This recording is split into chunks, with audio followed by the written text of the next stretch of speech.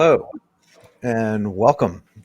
My name is Bill Noto. I'm the Senior Director of Solutions at Claroty, joined by my friend Sean Tufts, Director of OT Security for Optiv. Hey, Sean. Hey, Bill. Good to see you. It's great to see you too. And this is two old OT security friends talking OT. So welcome and thanks for joining us. We're going to be talking about trends in OT. We'll talk about asset discovery, risk posture, segmentation, and things you can do in a tight economy. And we're really glad you're here and that you've joined us. Sean, just before we get into it, we should just share how long have we known each other? Like, why are we old? Why are we old friends? It's got to be coming up on 8 or 10 years, I think, right? Yeah, it's 2023. I was selling op shields in 2016. I think we met in 2016. So we met in 2015, and I remember the specific time I met you because we were both in San Ramon at the G Digital headquarters, and you were in a meeting I wanted to be in, and I called down. And I said, "Hey, I'd love to sit on this meeting. I think I know a little bit about this topic." And you were like, "No, we're good." No, I don't know you. I don't think Yeah. so. No, I think I got like a thumbs up though. That sounds good, but no. Yeah, that's hilarious. Yeah. And I'm sorry I said no. But you know what's funny is like, I don't know. There were people doing OT security things before us, and we were doing a little bit of OT security things before then. I think it's just kind of interesting. Like, how'd you get into this? Like, real quick, before we get into the agenda, like, how did you get into this space? It's a really good question. We're seeing this trend grow again. And about 8 or so years ago, it was the first iteration where we knew we needed to capture more minds in the OT security space. So for the listeners, Jill and I were at GE together. We were both forced into a role where we were operating inside of GE, securing GE systems, GE products, GE clients. And through that, I didn't know anything about cybersecurity. So I got a cold email. This is how I got in. I got a cold email that said, "Hey, who knows our clients, that knows OT worlds and those SCADA systems, that wants to learn cyber?" And I was like, that sounds like way more fun than what I'm doing. Click. And that was my entry point. They were really looking for that person who knew the world and could bolt it on, and that attitude perspective. And that was how I got in. And we're seeing that grow again right now as we speak. I'm seeing a lot of people saying, "Hey, I just got handed OT." What about you? That's interesting. So yeah, I mean, I didn't choose OT security. I would say I was like a computer science major in the GE Wind product line. And so that meant like, hey, you be the product manager for SCADA at some point. Because like everyone else was either a mechanical engineer or an MBA and, just not technical at all. So I got kind of pulled into doing some innovation and SCADA product line stuff and controls product line stuff. And then, started getting questions directed to me that were like, are we compliant with NERC CIP? Which is like, what does that even mean? Like, we do background checks. So from that perspective, yes, right? Or is our ROC compliant with NERC CIP? Or and that eventually became like, does our SCADA system satisfy these requirements coming from Berkshire Hathaway? And so essentially, like after Stuxnet and after Fukushima, like boards were really concerned about long tail risks they hadn't considered. Fukushima was the nuclear reactor disaster, right? Yeah. So like around that time, GE started thinking about it, and people who were in the right roles started getting asked to think about it more. And there were people at GE thinking about it before that, but like suddenly every business had to have somebody thinking about it. And so that's what got me into it, was figuring out how secure is the SCADA system and what could possibly go wrong from a security perspective in the SCADA system. And then World Tech people were like, please come help us sell this. You know what the next trigger was? You know what the next trigger was? It was Fukushima, and then for me, it was toilet paper. When we hit the run on toilet paper in COVID, that's when I saw like an immediate reaction for manufacturing, for anybody that didn't deem themselves critical infrastructure, were like jumping in with 2 feet. I think that April when the world shut down, I had 4 conversations with toilet paper companies that were all like, "Hey man, we can't have any downtime or outage. Like, we got to tighten this thing up. Help us." which I thought was really, That's interesting, and it's a good segue to trends, right? So yeah. like this conversation kind of gets us. I was thinking about trends from the perspective of like, I'm not going to come here with like a Gartner statistic about this percentage of this is going to be that by this year, like those kinds of predictions. I'm just going to say like, how is the world different when we met, and what's it like today, and like how do we see that continuing into the future, right? So like back in 2016, 15ish, you and I were pitching, traveling the world, pitching GE businesses and their customers on the benefits of OT security programs and services, and specifically next generation firewalls with OT stuff built into them. Um, then there was much less comfort with cloud, I would say, than now. So that's a change. It's not like all of industrial control systems are like, we want to put everything in the cloud, but there's more comfort, I would say. Like, I don't think that anyone would argue with that. Actually, some people would argue with it, but they're wrong. In Or they're terms of, already one of the two. They just right. don't know yet. Yeah.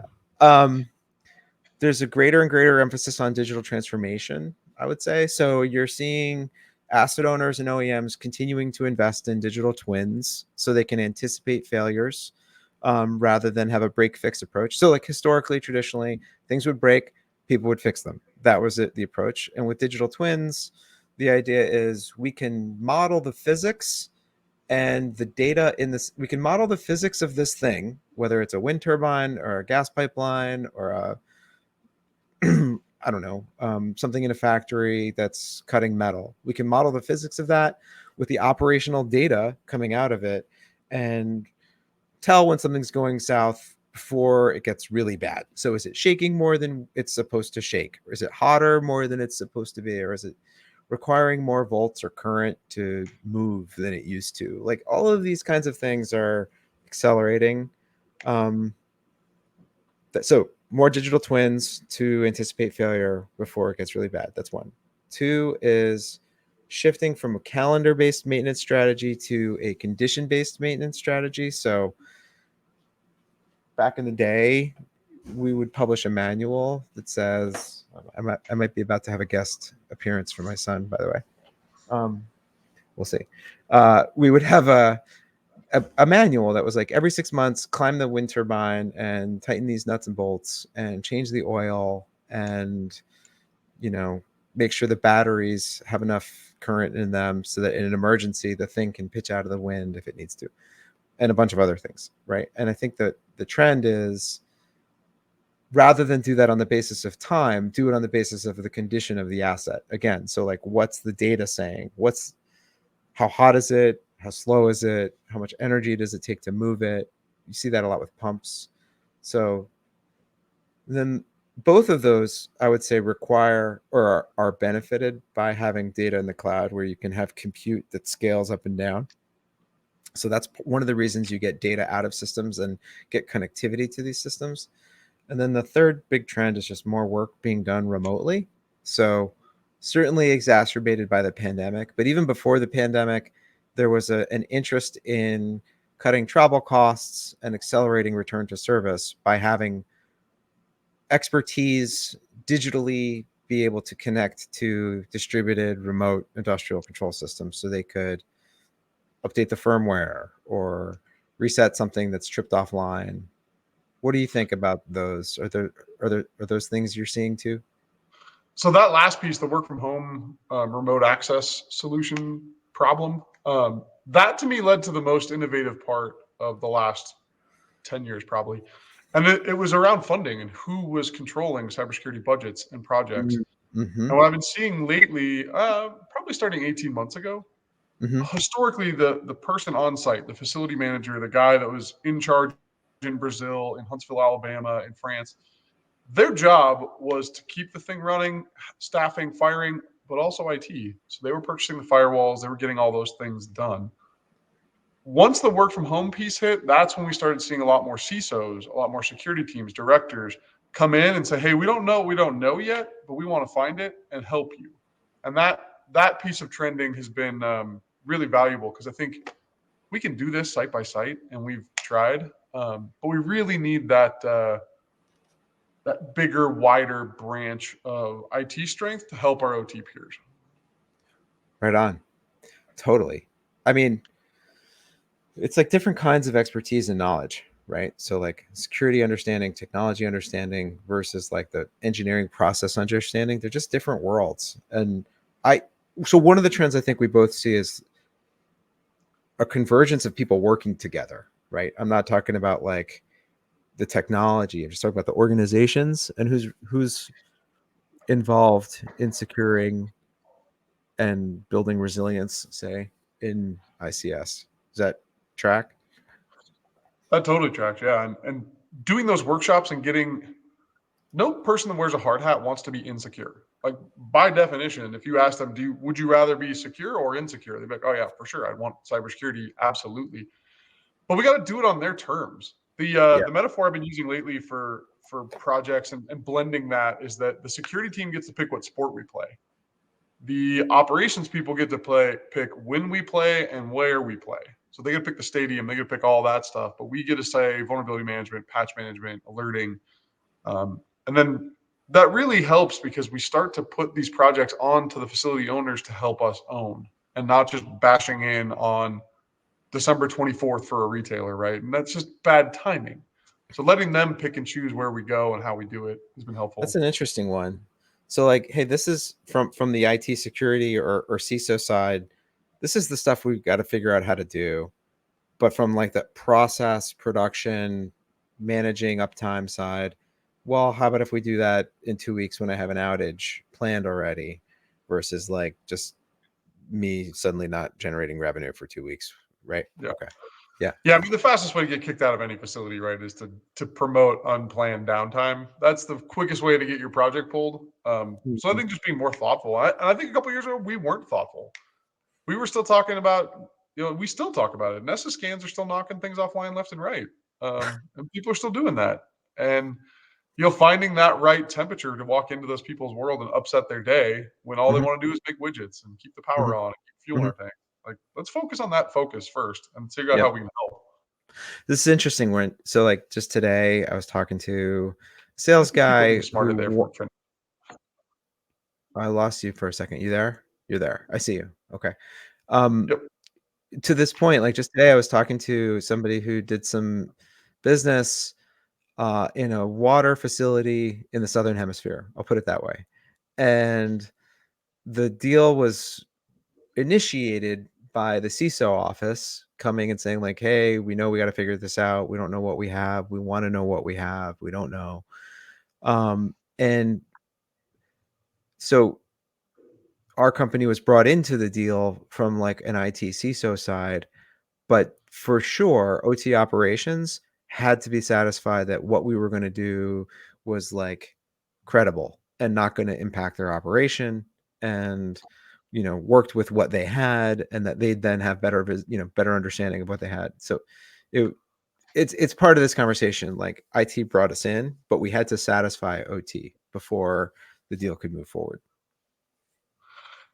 I tell my teams a lot that on the culture war, we have to win on the first acronym. The first time someone throws pi out there, or if we misuse DCS or we pronounce it SCADA, right? Like those are the push points where you can immediately erode credibility and Yeah. start people questioning down that path. And Yeah. one of the other trends I'm seeing is that every single IT vendor out there is like, oh yeah, we do OT. And they hire one good guy and they're like, Mhm. hey, this we now have an OT program. And it's like, no, you don't. You have one guy. Like, Yeah. and trying to force fit things in asset management, we see a lot, trying to force fit things that just aren't ready for industrial environments yet. So that's been Mhm. another trend that keeps my inbox full. Mhm. That's an interesting one. Yep. So lots of technology vendors want to get into the space of OT because they see it as a opportunity, or they've saturated the IT side of their market, and they're now like, oh, look, there's all this stuff on the concrete side that could be interesting. One other big trend to share is edge computing, I believe, is continuing to grow. So, after you and I were doing World Tech stuff at GE, there was a very big push on edge computing at GE. Um, and it was like a big emphasis in the company. And then I think it probably still is. I haven't been there for a while, so I can't speak to it. But I see similar activity from many other OEMs. So put it that way. Like I see a large German OEM investing heavily in edge computing, and similar with other technology companies like Belden, Cisco, Dell, HPE, Aruba. They're all working on how do we enable third-party applications running in containers that can be deployed and managed from the cloud, but like executing near or close to an industrial control system. It's kind of interesting. Yesterday at the Splunk conference, the CEO's first monologue, the first topic was OT security, and they just released a hardened edge computing device. So they're in the game too, and trying to do that better and really process data in a different way. So I think a lot. So when I got this job 5 years ago in the director seat I'm in now, we did this whole like service mapping, the things we wanted to design and build, and we had this whole idea around harden and connect. And we didn't get off slide 2 for connect for about 3.5 years, 4 years even. And now more and more people, right to your trending point, are saying, hey, what else can we do here? Let's Hmm. get more data out. Let's do this better. And I Hmm. think that's probably, I don't think that's where the puck is, but the puck is definitely out there and it's moving down the ice. I think people are going to start gravitating towards that Hmm. once we firm up some of the foundationals. Hmm. Well, get the data out, but also get the binary in, I think is like a big shift. If you make it Ooh. easier to deploy code into that environment, it's it's as good sometimes as getting the data out, depending on what you're trying to do. Anyway, that's another webinar. So we'll leave it there on that one. But what other trends are you seeing that I didn't bring up? The one that's been interesting is the conversation probably in your space a lot, from a Clarity perspective is, the ride that we went through from asset discovery and from threat management and vulnerability management. I feel like a lot of people have really pivoted towards assets these days and really getting that inventory sharp. And I Mhm. think that's been a big growth area that I've seen, especially while speaking to a Clarity rep. What's been causing that? I mean, I feel like it's like the basis for how you do the work, right? Like, how do you talk about what vulnerabilities or threats you have if you don't know what those things are on? I don't know how else to say that, right? But like the the inventory of what you've got is not a well-known thing, especially in OT. And I think it's because M&A activity happens amongst asset owners, so they get like heterogeneous fleets of things. Whatever their business is, like you get companies that are wind turbine companies that have like GE wind turbines, and they have Vestas wind turbines, and they have Enercon wind turbines, and it's all the things inside those are really confusing. And similarly for factories, similar for oil and gas world, like you just and that's just those things, right? But like you end up with a lot of different kinds of automation and controls equipment. And I think a function of that is you also have different people who understand like parts of the elephant, but not the whole thing, right? So like you have local knowledge maybe in a plant of what's in that plant. Um, but from a company risk profile perspective, where's the whole list of everything? That's a hard problem to solve. Um, I think that's what's behind the focus on assets is you just have to start there because like that's sort of what you're describing and characterizing. Um, We saw that really big a couple years ago, that exact use case, and I think this thing is kind of flown into a local lore. Do you remember Triconics when they had that safety system? So for listeners that don't know or aren't from ICS, there was a product out there that was a safety shutdown system, monitoring all the right stuff for safety specifically, and had a very big vulnerability on it, like a solar winds type of vulnerability towards it. And we saw a extraordinarily large oil company. They're there the CIO asked the CISO, "Hey, how many of these Triconic systems do we have?" And the guy said, "Between 3 and 3,000. We're not quite sure. We're running down the number."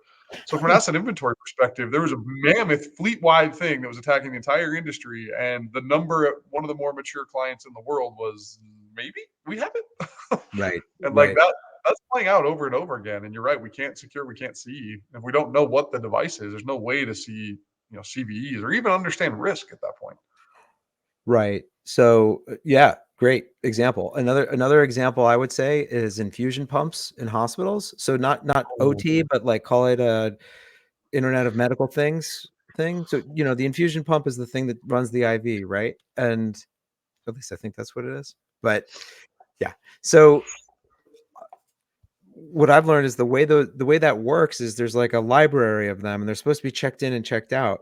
But people on the floors often feel like they're not going to have it, so they hoard them, right? So like the people who run the hospital who are in charge of the infusion oh. pumps don't actually know how many infusion pumps they have or where they are, right? And it turns out that our Medigate platform helps them find them. So that's actually like an interesting value that's not even around vulnerability or threat. It's just like it's around um, you know asset management. Where are the things? And do I need more of them? Or I actually don't need more of them. I just need to know that they're in the closet on like the third floor, right? That's kind of an interesting use case. We see it's an asset management use case. That's not even like an OT or cyber resilience use case. But And let's be honest about what cybersecurity is, right? Cybersecurity is great IT hygiene and fundamentals, right? At least cyber defense. Cyber attacking, totally different game. Cyber defense, super boring, doing things right. And I'll never forget. We were in a marble factory of all things, and this guy that ushered us into the marble factory, they were important. They were. It was a marble you would make, and they would make it poorly, which was hard. And they made it poorly because they want to cover the surface with phosphorus, and then that's what's packed in the back of an F-15 for chaff, because it all lights up, and I don't know what it does. huh. But we were escorted in by a guy who just didn't care why we were there. He was triple my size easily, and I'm a very large human. Um, he walked us in and he said, "I don't care why you're yeah, a little bit." Um, he said, "I don't care why you're here. If you break anything, I'm going to throw you out of your ear." And he could have. Um, but while we were halfway through our asset inventory thing, he was like, "Hey, could you tell me if this inlet valve goes bad before the Rockwell guy yells at me?" And we were like, "Yeah, I mean, get that alert on your cell phone if you want." And that's when he was like, "Oh, this can help me. Like, I need to know this faster, and there's a better vehicle than what the thing we've been using, which was a spreadsheet or something Yeah. silly."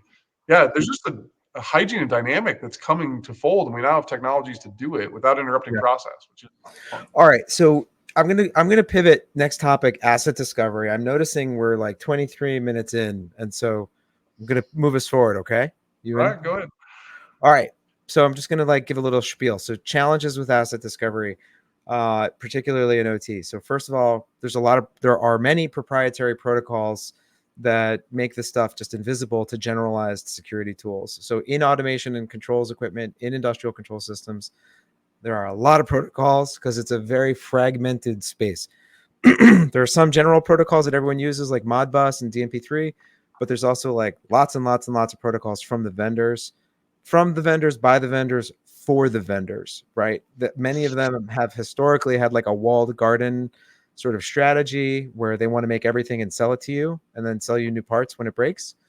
Um, that's a trend actually that's kind of changing with open process automation, but whatever, that's the market. So lots of protocols make it hard and they're proprietary often. Diverse assets are the default, so long lifespan of assets. M&A activities among asset owners leads to a mix. These are complex networks. There are serial elements. There are like IO cards underneath PLCs. It's distributed across multiple physical sites, oftentimes, particularly with things like wind farms, oil and gas pipelines, and drilling rigs. It's distributed, right? But even if it's like manufacturing, someone like, a Procter and Gamble might have dozens, if not hundreds, of factories. And so one size fits all discovery is a myth. That's my point here. Asset discovery requires like one technique is not 100% effective. So to do real XIoT, which is our term for like OT, IoT, building management, IOMT, etc., it requires multiple methods. So I would recommend looking for solutions that have the best protocol support and a continued investment in protocol support with a team working on it. It's one thing to see the protocol and recognize it, but can you tell what's actually happening in it? right? So like it's one thing to say like that's that protocol, but do you speak the protocol? So like the analogy I use is, can you hear someone speaking French, or can you tell whether they're ordering frog legs or snails, right? That's the analogy. And what you can do if you can actually see into the protocol deeply is you can tell like when the engineering workstation is updating the control logic in the PLC, which is very important from a cybersecurity management perspective, because if that's happening when it shouldn't be happening, something isn't right. um, 3D visibility. So understand how the assets are communicating with one another. What are the connectivity paths between them? What processes do they represent? Where do the devices fit within the topology? Perhaps the Purdue model, if that's what you use. And then multiple methods of discovery light the way. So, we're proud of ourselves because we have 5. We've got passive, we've got active safe queries, we've got project file analysis, we've got edge, and we've got ecosystem enrichment. So I'm not going to go into like a long spiel from Claroty about like what those 5 things are and how amazing they are, but I will share some links. Um, so Joel at some point is going to share links with the audience. Now, whoa, now they're up on the screen. That's cool. That's cool. Thanks, Joel. So we will share links on passive monitoring, safe queries, edge, project file analysis, and ecosystem enrichment. But those are all different elements that you need to have asset discovery. That's a rich asset discovery that is really effective. I'll leave it there and ask you, what are your thoughts on asset discovery, Sean? Asset discovery, I think we finally got people less panicked about active. 10 years ago, it was like not at all. You're never doing anything. I mentioned this just 10 minutes ago. If you can use that tool safely, of course. You can also use it wildly unsafe. So there's just better ways to do that today. And I think there's going to be a real 1-2 punch combo of the passive piece, getting the always on, and then marrying that with the once a month flash, right? And finding a way to do that and really get people comfortable with the fact that we're not the thing we used to do. I'm really excited about being able to have both, because the passive stuff you miss baseline something, you're going to be weird for a little bit. You do something like that. So then having the double tap is really valuable. So the way we do it is, or one of the ways we do it is, first we listen passively and just figure out what's out there. And then we're like, oh, they're speaking this language, they're speaking that language, they're using this protocol. And then we use safe queries where we'll talk to the devices in their safe protocol themselves and get more information, right? So like, hey, engineering workstation, tell me more about you. Hey, PLC, tell me more about you, using the protocol, right? So that's why it's considered safe, because we're not just like spamming the thing with like an IT kind of nmap scan, right? And that's important. Similarly, being able to like ingest the project files from the engineering workstation, it's it's got a ton of information in there, right? And so by being able to parse those files, we get a lot of information that's helpful for the asset discovery as well. Yeah. Sorry, Yeah, I don't want to make it more. too much of a commercial, but those are kind of it. I thought they were technically interesting. So I think the adoption rate is rapidly increasing too. I mean, you guys are ahead of the curve on the product set, and then SRA and the whole idea on how to do segmentation better. You guys have always been ahead of the curve, and I think that piece is starting to get adoption and really cement. The active scanning piece is starting to cement in and be looked at something that's very beneficial as opposed to a cute feature. yeah, that is a trend that's changing. By the way, another trend that's changing that we didn't talk about is just like ransomware. Like 15 years ago, I think we were all concerned that our company was going to be Stuxneted. You know what I mean? That like someone was going to hack the PLCs and the SCADA wasn't going to know what was going on. But like it turns out that the big problem was ransomware. It's interesting.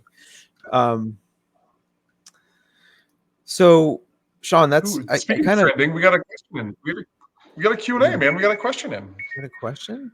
Oh, Yeah, so Laura asked, vulnerability management's a big focus the last 12 months. And this is directly related to asset inventory, so it's a good timing.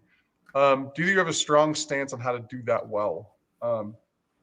I think it's a big challenge, asset. I'm not a big fan of like segmentation being an IT and an OT thing. I think that needs to be one topic, one team doing that. I can very much make a case for an IT vulnerability management team being entirely separate from an OT management team. Now, the reasons for that is because you just have to look with a different lens. If you rank stacked everything you pulled out of Claroty and everything you pulled out of some other tool, there'd be a lot of aged infrastructure in the OT side that just needs a different touch. And you need to understand the criticality of the device you're looking at, the compensating controls. You're not just rank stacking things from 10 to 0. You're really piecing them in version of what does actually make sense in risk. Like how do you do that, and how do you re-rank those 10s to 3s and those 3s up because it's actually a little critical because we don't have any external firewalls or anything. That's one of the things I've seen. Do you have a strong stance on that, Bill? Well, I mean, so the way I'm hearing this question, like, how do you do vulnerability management well? One thing I would say is you got to prioritize, because there's a ton of vulnerabilities out there, and some of which are going to be higher severity, higher impact. So one way to prioritize is like, of your 50 factories, which of those generate 80% of your company's revenue? You know, I think that's kind of a smart way to prioritize. It's like, where's the crown jewel of my company that, um, versus like, where's the thing we're invested in, but it's only 1%. That's one way to prioritize. Another way to prioritize vulnerability management is what's actually exposed with a known exploit, right? So like, just because there's a vulnerability in something doesn't mean it's known to be exploited in the wild, right? And then a third way to prioritize your vulnerabilities is, on which systems are those vulnerabilities, and are they near the perimeter, or are they buried really deep within the system? So like, I would say that, like, how do I say this in a way that's not going to bite me? I guess like, vulnerabilities in a PLC are technically very interesting, but like, vulnerabilities in your firewall that's segmenting your network are probably more important to get addressed first. Put it that way, right? Like, the firewall should be not have exposed vulnerabilities in it that are just sitting there. Duh, right? But like, and the PLC vulnerability, you should try and get addressed too, but it's a little bit less critical because it's just less likely to be hit than the thing at the perimeter. It's deeper. Someone would have to get past the thing in the firewall first. So, you know what? We have a whole web page that is on how Claroty addresses vulnerability and risk management, that I'm going to put in the chat if I can. Let me see if I can. I don't know if I can. I might need to log in or sign up. So I'm going to text this to my friend Laura, and she's going to put it in the chat. What do you think of what I said, Sean? Does it make sense, or do you have any reaction? The only piece I would add to it is, we always talk about when we convert from vulnerability management into patch, you're always making one bucket, and we got, colloquially we call it the oh no never go bucket, and be Say it very again. vocal. The oh no never go bucket. That's what we've been Oh calling no, it. never go. Yep, we're not going to patch this until someone brings us a bag with $20 million, and we're going to rebuild this whole factory from scratch. I really like putting a CYA bucket around that and say, look, we're not going to do this. We're going to bring 3 other firewalls in. We're going to make sure this thing is totally off net. There's not enough money in the world, and publicize that and being active in telling people what you're doing. That way you can really govern down expectations when something inevitably does happen. And you can say, hey, we addressed this 3 years ago, and this is what we looked at and why. Yeah, I think transparency is really important. So it's like risk. What do you do about it? Do you accept it? Do you mitigate it? Do you eliminate it? And mitigating it, eliminating that risk might mean patching it, but if you can't patch it, are there compensating controls you can leverage to minimize it? And is there like, yeah, that makes a lot of sense. Should we take Bia's question? Bia Yeah. asks, what is your favorite tool to analyze industrial network traffic? Why don't you go first? I have one vendor I like. Which one is it? uh, it's been a growth area, and Claroty has the world cornered on really looking. And I'll say it, Bill, because obviously you shouldn't.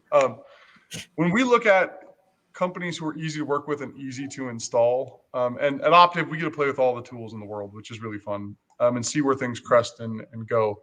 From a network traffic perspective, Claroty does a great job of getting in and really parsing out the important information. You can do that from a couple different windows, a couple different panes, a couple different positions in the network. And as Bill said earlier, having that multiple step process where you can get decent action at it pulls a lot more network traffic data than we could do 5 years ago. It's just becoming a lot cleaner. We actually do a vulnerability assessment where we look at the Claroty data and start to coach up on risk inside of the network. Did I capture that, Bill? Is that good? That's really great. That's really great. And I, I'm not sure if we'll be able to take all the questions that are coming in. Another question just came in about like, how does our tool compare to another tool? And he names these other tools. And I feel like for that kind of conversation, I would actually rather put you in touch with like one of our sales engineers who can get into the details. And I don't want to bash my colleagues in the industry in public. I'd rather do that privately. No, I jest, but you know what I mean. But let's keep going, Sean. I mean, we're cruising on time. We're over halfway through, and we haven't gotten to your fun parts. So let's get into that. Let's do it. I'd say the most fun piece we've had in the last couple of years is really around risk management and communicating. And I mentioned that question around the three big buckets, right? And risk and what that means. We've done a lot of work lately around really capitalizing and containing the culture of risk, the conversation of risk. All too often, someone comes up and says, "Hey, how?" And you've seen this in OT all the time, right? When someone's like, "Yeah, well, how much is that going to cost us if that happens?" And then there's a sales rep that's immediately saying, like, "Well, for $40,000, we can prevent $2 billion in loss." And you're like, "That's such a dumb number. Like, don't do that." So really coming forward and putting the priorities up front. That's where we've been spending a lot of time. What matters to this business? What matters to health and safety? What matters to environmental?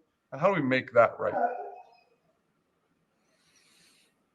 So those people and parts and measuring that. Boy, that dog is loud. Is that coming through real loud, Bill? Oh yeah. Okay, good. It's okay. It's fun. Dog needs love. So from a risk management perspective, we see a lot of conversations with people just trying to code it down and then really funnel the 10,000 things we could be doing and focus that in on the 2 things we should do this year. Most shops can't take on 10 things. They can only do about 2. How do you guys at Claroty internalize risk? And I'm going to go let this dog out. Oh, how do we internalize risk? I'm gonna reinterpret that. You know, we have tools in both XDome and CTD that help you calculate your risk across a few different dimensions. We show it on like, network risk, device risk, and we recommend ways you can reduce it. Right. So we give a score for given, assets. There's a risk score, and we give recommendations on things you can do to lower the score to have a lower risk. Right. So an example of that might be putting like access control lists on a switch to limit the traffic within a IOMT environment as appropriate, right? So like integrating, we do a lot of integrations. We really have amazing integrations with our strong partners. So like, Medigate has an amazing relationship with Cisco. Medigate's a company Claroty bought. Claroty has relationships with like Fortinet, AWS, ServiceNow, CrowdStrike. Those are really powerful, and we can do things with them that lowers risk. So we can, create firewall policies, ingest data from the EDR system, and send actions to the EDR system. Like those are things that. And you can look at different strategies and see what impact they would have on your risk score. So that's kind of how we think about, like, I think vulnerability and risk, they're different things that are related to one another. And the systems, our products have tools, dashboards that help you see what they are and what you can do to make things better. Right. And so Laura's just asked another question. How are people talking about risk to their boards? Great question. And honestly, sometimes they use tools like what we provide as a way of having something to show the board what is the risk, right? Like Otherwise, it's really hard to do in a systematic way, right? Similar as it's hard to have an inventory. If you don't know what you have, So how do we've you been do banking on inventory? the risk conversation and really pushing it back to a safety conversation Hmm. and internalizing. So there's I guess it's mostly manufacturing. No, it's oil and gas too, but a process hazard analysis and really looking at the impact. So when we talk about health and safety, we can quantify that. We know what that looks like. If there's a lost day for a work outage because of an injury, if there's a loss of a digit, and then goodness, we do talk about fatalities and multiple fatalities. Those are things we can bound. And then if we can go in on top of that and really codify and talk about with honesty, what is the likelihood of this happening? What would be the consequence of that happening? What impacts would it have on health and safety, on environmental, on the critical categories that clients care about? Outage, Hmm. reputational risk. No one knew Hmm. the word colonial pipeline until 4 years ago, Hmm. Hmm. outside of oil. So working through that piece is a good way to highlight it, but it ends up giving you this laundry list of things to fix. In our risk assessment, I think we have 1,800 controls we look at. 1,800. And I mentioned earlier, you can only take on 2 projects a year. So what are we doing from a piece to funnel that down? We had a client last week. They were talking about forensics, and they were like, "How do we do forensics?" And I was like, "Dude, you don't even have an antivirus here at all. Like, what? You can't do forensics if you actually have anything." So really focusing that person away from the bright shiny thing he heard at a cool conference and focusing on the fundamentals and saying, hey, look, we got to be better segmented. We got to be have some detection. Here are the foundational elements. Let's do those first. Yeah. Yep. And let's talk about them in an order of cost, complexity, and effectiveness. What can you bring down? What can your team actually support? Data diodes, right? Perfect example. Not a lot of teams are ready for that. They're big, they're heavy. Our application whitelisting, super complex. Most people can't take that on, and then they're trying while leaving something else that's bare and foundational off the book. So Yep. really working on that piece. Yeah, that's a great thread. I mean, and I think it's why a lot of the security vendors really try and work closely with the automation vendors so that they can the blessing of the automation vendor, right? So like if, automation vendor X says, "Hey, this EDR product works with our stuff and doesn't break it," you're just going to be more likely to use it. And I'll give you a real world example. When I was at GE Wind, this is 12 years ago, we shipped our wind SCADA with like Symantec antivirus, right? And people would say like, "Well, I want to use Sophos because that's what we use in corporate." And we'd be like, "Okay, but we don't know what's going to happen." And they'd be like, "Will it break it?" We'll be like, "We don't know." You know what I mean? We weren't saying it voids the warranty, which some people do, but we were like, we honestly don't know, and if it does, it's your fault, so you'll fix it. Like that was the answer. You know what I mean? That answer hasn't changed, by the way. Yeah. We dumped the information manual for an MRI machine. I won't tell you the vendor.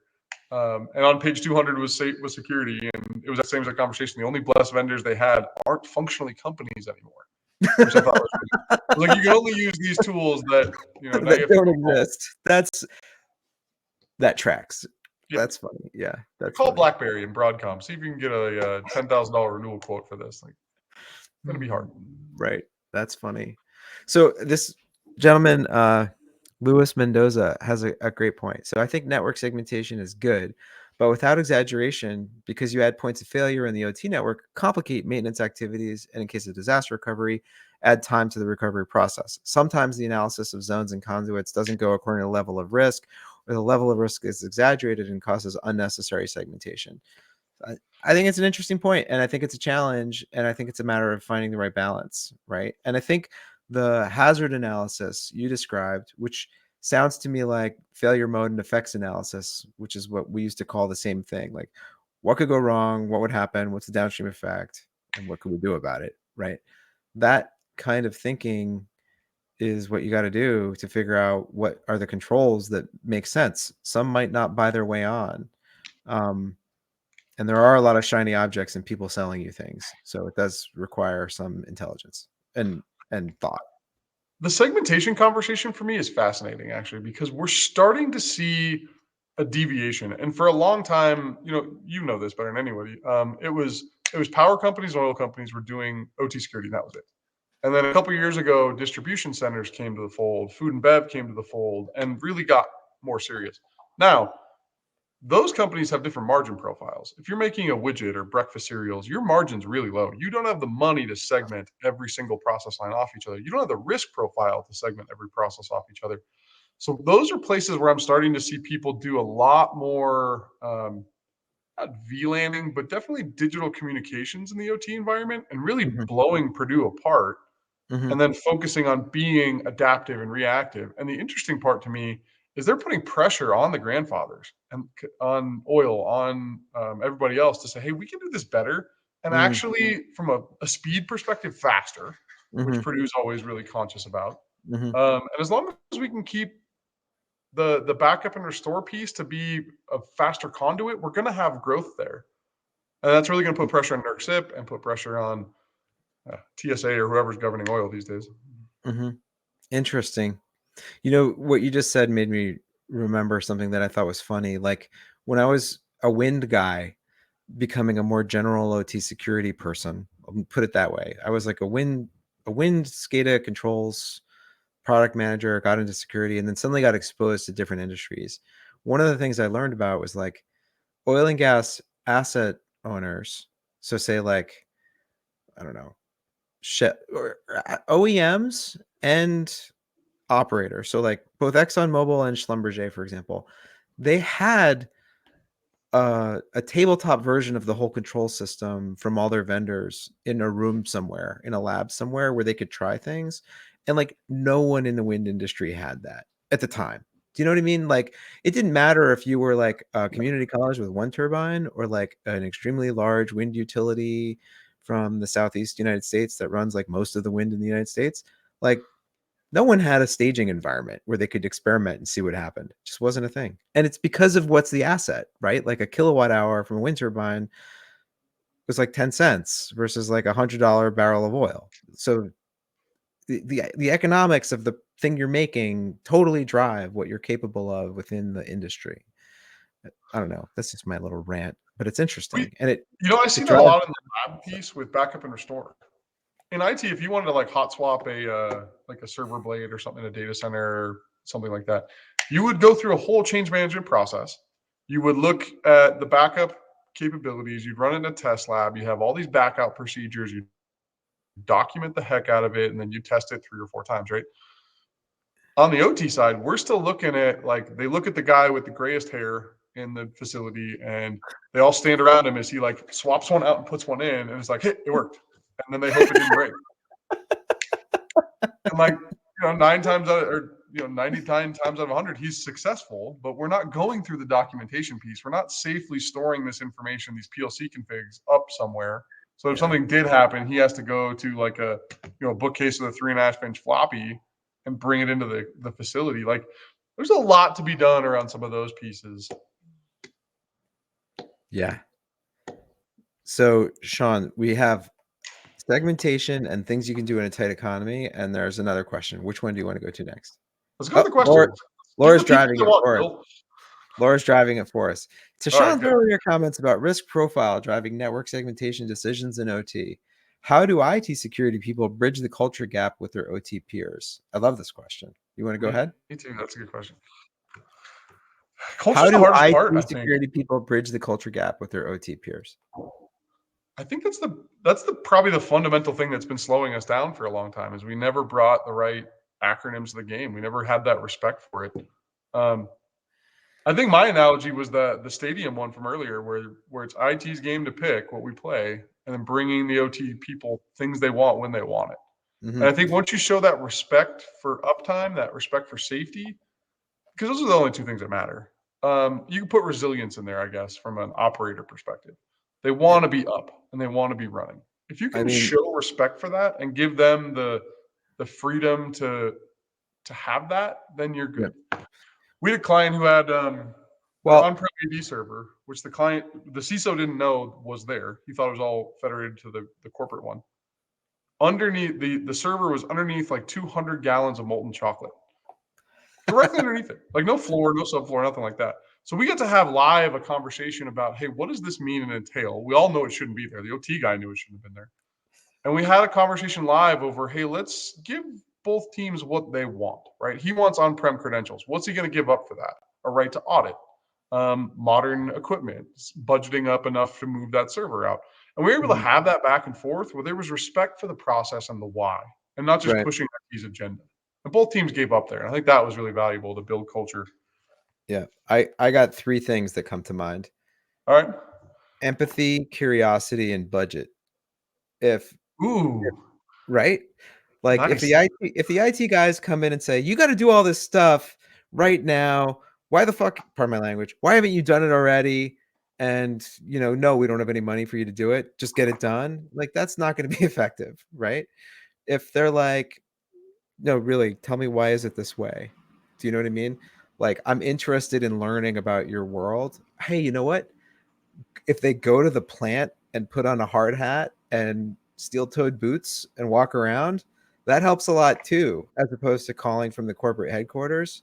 Like, show up and see what the actual environment looks like and ask questions because you're interested in learning and you want to help and you're going to help fund it. That's going to be really effective compared to do it now. What's wrong with you?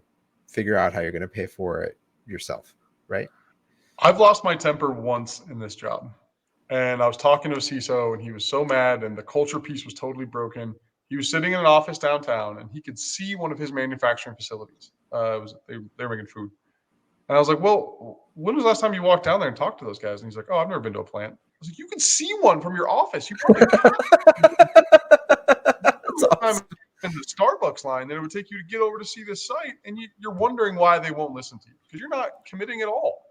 Get Right. on a plane, drive on the street. It's not too hard. You get respect when you're standing next to a generator that's operating at whatever hertz they're going at, and you can You don't feel know. You don't know until electricity. you go, until you smell the like, you know, machiny, brake pad, greasy world. You don't know. You just don't. Like if you and you have no idea what the safety implications of anything are until you walk around. So I think we hit that one well in the head. Thanks for the awesome question, Laura. Um, Sean, what should people do on a tight budget? We're like 8 minutes and then we're out. 8 minutes, we're out on a tight budget. Yeah, I think that's probably one of the things that's been hard. Through the last 3 years, it's been just a roller coaster of an economy, and I think right now we have a lot of people pulling back. Um, it's a hard question. I think a lot of what you have to do is prioritize, right, and figure out what things matter. Um, right now in manufacturing specifically, ransomware matters. It's a big topic. So finding ways to get tighter around a couple thin use cases on ransomware and being very tactical on the project you approach and the facilities you approach it. Maybe it's not global. Maybe you're going after that 80/20 component, like Bill said, um, and really finding what that looks like. I think now is also the time to be finding what I call budgetary releasers, right? Hmm. Finding ways to create empathy, as to you take your words, inside our boardroom and create what that looks like. The best environment I've been in so far was the board called in a hard hat and they said, "Hey, what would happen if you had to if your machine was disabled and you had to rebuild this thing from scratch?" He's like, "Well, I call my automation vendor and we plan a 6 month project to rebuild this thing." And they were like, "6 months?" And he's like, "Yeah, 6 months. It would take that long. We'd operate manually until we got these computers back up." And they were like, "Oh." So finding Oh, simple things like that can emphasize the issue, and yeah. get support and collaboration. I think that's really good. What I wrote down thinking about this one was just like, just get started with what you've got, even if you're not able to invest a lot right now. You could still learn and you could start making a plan. I think you're right that ransomware seems like a great first thing to try tackling, understanding the risk of it and what you can do about it to mitigate it. Because for one thing, there have been many, many, many ransomware events, right? Like the number of the PLC got hacked events is actually really small, but the number of ransomware impacts in OT is actually like it happens all the time. Essentially, it's a matter of when, not if, it's going to happen to you, and that's compelling when you're building a business case for why you need to do something. So I would focus on that. I'd recommend reading the Gartner market report that just came out. They just published a new 2023 OT or CPS market guide. And hey, look, there's a link for that right up on your screen. Thank you, Joel. Um, That you can read by clicking that link. You don't have to pay for it. You might have to give us your email address, but small price to pay to read a cool report. It doesn't just talk about Claroty. It talks about lots of vendors in this space. It's a good way to get started learning. And maybe you start trying to do your asset discovery manually and realize how hard it is to build the business case for why it might be something you need to invest in. But it's something you can do. Those are my thoughts. I guess, Sean, this has been so fun. We got to do it again. We had one kid, we had one dog. We're not hitting a triple though. We didn't have anybody on mute that was talking. I didn't play drums. We didn't play drums. We were close to a home run on that one. Yeah, totally. Thank you so So much. what are you optimistic about?